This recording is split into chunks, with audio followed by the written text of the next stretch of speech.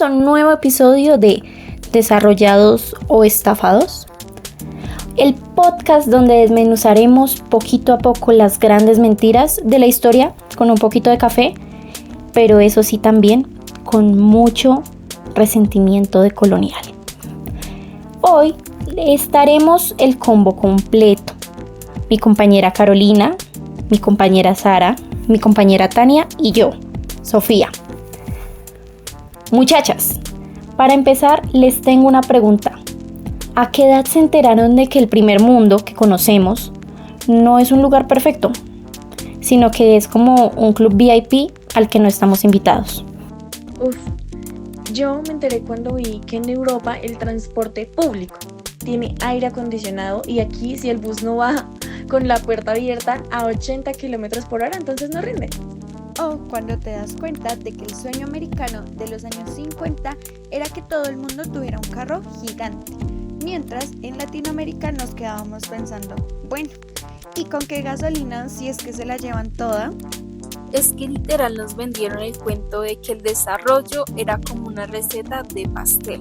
Siga los pasos de Estados Unidos, póngale 3 goticas de capitalismo, métalo al horno y ¡pum! Primermundista mágicamente. Pero es que llevamos décadas cocinando este pastel y lo único que nos dejó fue pobreza, desigualdad y una crisis de identidad tenaz. Por eso hoy vamos a hablar de la crisis de la idea de desarrollo. Y de una vez les doy una alerta de spoiler. El juego siempre estuvo acomodado a las fichas que más podían ganar. Pero bueno, para entender este drama tenemos que viajar más o menos a los años 60 y 70. Imagínense esta escena donde Latinoamérica ya se había independizado políticamente hace mucho tiempo. Se supone que ya éramos libres y más o menos para esa época de los 10 y los 20 ya habíamos tenido la independencia de la mayoría de países latinoamericanos. Sin embargo, seguíamos más vacíos que la cuenta bancaria de un estudiante a fin de mes. O sea, imagínense.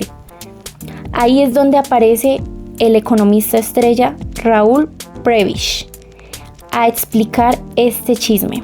Pero Caro, más bien cuéntanos cómo se dividió el mundo. Prebisch básicamente dijo, a ver, dejen de romantizar, el mundo es un salón de clases y está dividido en dos. Por un lado, los países centrales, los populares, los que tienen la tecnología, controlan las finanzas y cobran deudas externas con cara de dictadores autoritarios.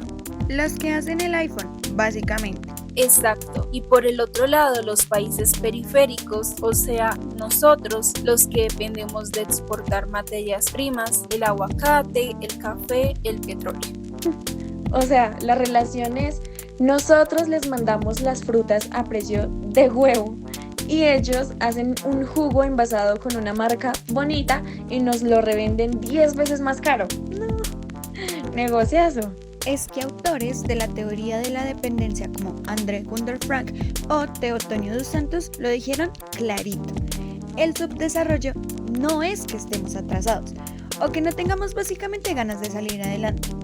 No es una etapa previa al éxito, es una consecuencia directa del capitalismo global. El sistema necesita que seamos pobres para que ellos sigan siendo más ricos. Y me dolió el bolsillo de toda esta explicación.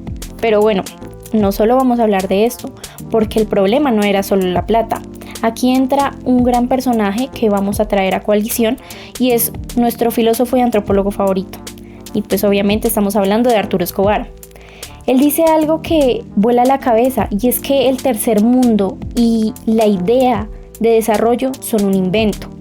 Una construcción histórica que siempre han armado y que se armó principalmente pues después de la Segunda Guerra Mundial. Pero bueno, Sara, por favor, ayúdame con esta teoría. Imagínate que un día se levantan los países ricos y dicen, bueno, creémonos un discurso que no sea neutral, sino que nos sirva para justificar que nos metamos en sus economías, sus políticas y su cultura. Y crearon una jerarquía donde lo de ellos es lo moderno y lo nuestro es obstáculo para el progreso. Tal cual. Si eres una comunidad indígena o campesina que vive en armonía con su territorio sin acumular millones, para el modelo capitalista eres un atrasado. que dañó el promedio del Producto Interno Bruto.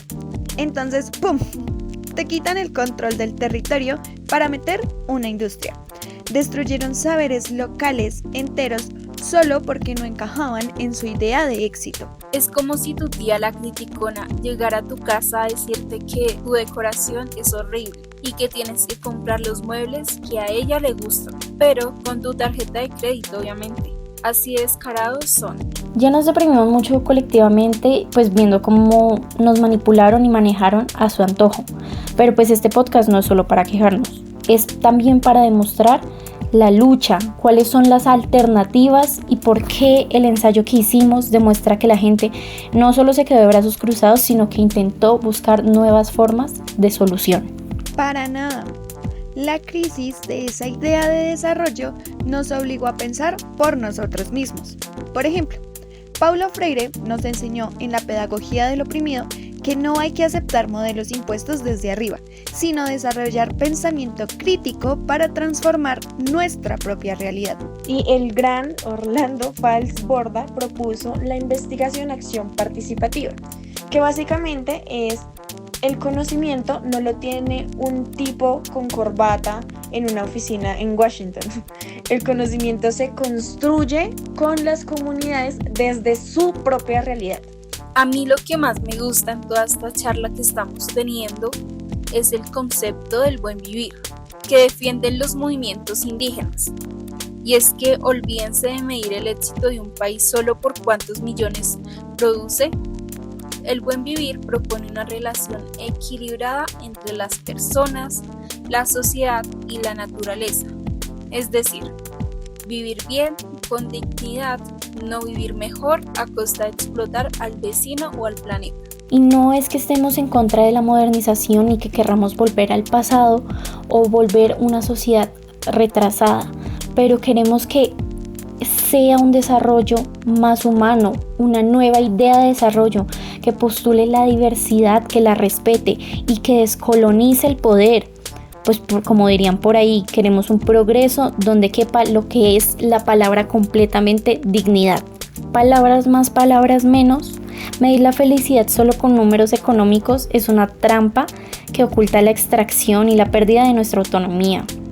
Así que mejor, para la próxima vez que les digan que somos un país subdesarrollado, que ya sabemos que esa idea es creada, respondan con orgullo de colonial. Y digan: no estoy subdesarrollada, estoy en mi etapa de resistencia comunitaria. Estoy descolonizando mi existencia. Gracias. Estoy aplicando el buen vivir este fin de semana. Por el capítulo de hoy en Desarrollados o Estafados. Dejen sus comentarios aquí abajo, por favor compartan con sus amigos, desde el que cree en el libre mercado absoluto hasta el que no. Y nos escuchamos en un próximo episodio. Hasta luego.